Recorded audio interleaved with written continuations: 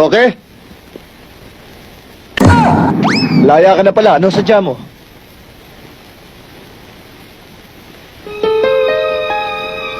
Huwag mong sabihin hinugot ka na rin ni Acosta. Gunggong!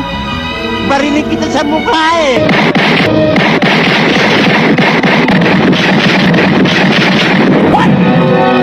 Elise! Pasensyahan na lang muna tayo!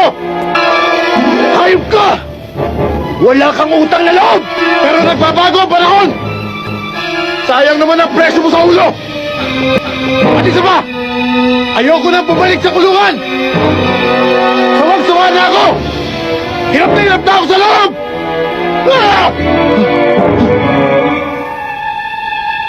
Okay. Hindi ka na mahihirapan ngayon.